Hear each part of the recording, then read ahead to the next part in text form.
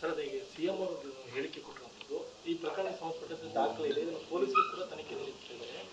ಇವರು ನ್ಯಾಯಾಂಗ ತನಿಖೆಯನ್ನು ಕೇಳ್ತಾರೆ, ಎಲ್ಲೋ ಒಂದು ಕಡೆ ಪ್ರಕರಣವನ್ನು ಮುಚ್ಚಿ ಹಾಕಲಿಕ್ಕೆ ಒಂದು ಈ ರೀತಿ ನ್ಯಾಯಾಂಗ ತನಿಖೆಯನ್ನು ಕೇಳ್ತಾ ಇದ್ದಾರೆ. ನೋಡಿ, ನನ್ನ ಮೇಲೆ ಆರೋಪ ಮಾಡಿರೋದು ಮಾನ್ಯ ಮುಖ್ಯಮಂತ್ರಿ ಸಿದ್ದರಾಮಯ್ಯನವರ ಸರ್ಕಾರದಲ್ಲಿ ಸಂಪುಟ ದರ್ಜೆ ಸಚಿವೆ ಆಗಿರ್ತಕ್ಕಂಥ ಶ್ರೀಮತಿ ಲಕ್ಷ್ಮೀ ಹೆಬ್ಬಾಳ್ಕರ್ ಅವರು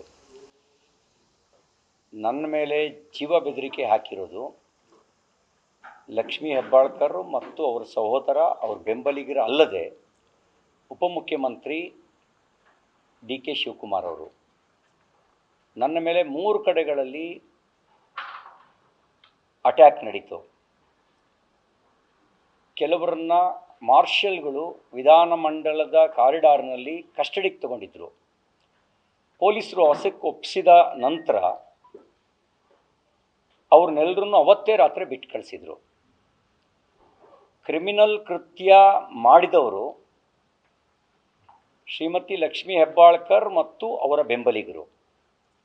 ಅದಕ್ಕೆ ಪ್ರಚೋದನೆ ಕೊಟ್ಟದ್ದು ಉಪಮುಖ್ಯಮಂತ್ರಿ ಶ್ರೀ ಡಿ ಕೆ ಶಿವಕುಮಾರ್ ಅವರು ಸಾರ್ವಜನಿಕ ರೂಪದಲ್ಲಿ ಕೊಲೆ ಪ್ರಯತ್ನ ಮಾಡ್ತಾರ್ರಿ ಅಂತ ಮಾತಾಡಿದರು.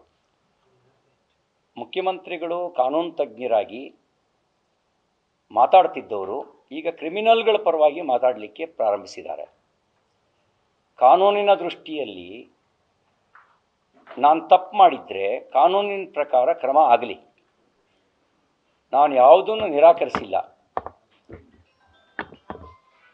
ನನ್ನ ಮೇಲೆ ಹಲ್ಲೆ ಮಾಡೋದು, ಕೊಲೆ ಪ್ರಯತ್ನ ಮಾಡೋದು ಕಾನೂನಿನ ಪ್ರಕಾರ ಕರ್ನಾಟಕದಲ್ಲಿ ಈ ಕಾಂಗ್ರೆಸ್ ಸರ್ಕಾರ ತೆಗೆದುಕೊಳ್ಳೋ ಕ್ರಮನ. ಯಾರ ಮೇಲಾದರೂ ಆಪಾದನೆ ಬಂದರೆ ಆ ಬಂದವ್ರನ್ನ ಕೊಲೆ ಮಾಡಬೇಕು ಅನ್ನೋದು ಕಾಂಗ್ರೆಸ್ ಸರ್ಕಾರದ ನೀತಿನಾ?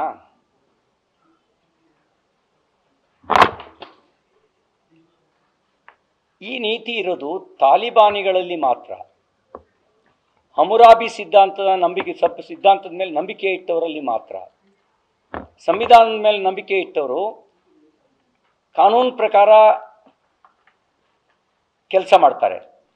ಹಮುರಾಬಿ ಸಿದ್ಧಾಂತದ ಮೇಲೆ ನಂಬಿಕೆ ಇಟ್ಟವರು ಮಾತ್ರ ಕೊಲೆ ಮಾಡೋದು, ಹತ್ಯೆ ಮಾಡೋದು,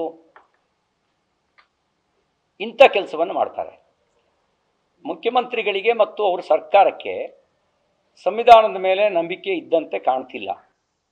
ಅವರಿಗೆ ನಂಬಿಕೆ ಇರೋದು ಹಮುರಾಬಿ ಸಿದ್ಧಾಂತದ ಮೇಲೆ ಅನ್ನೋದು ಅವರ ಮಾತಿನ ಮೂಲಕ ವ್ಯಕ್ತ ಆಗ್ತಾ ಇದೆ.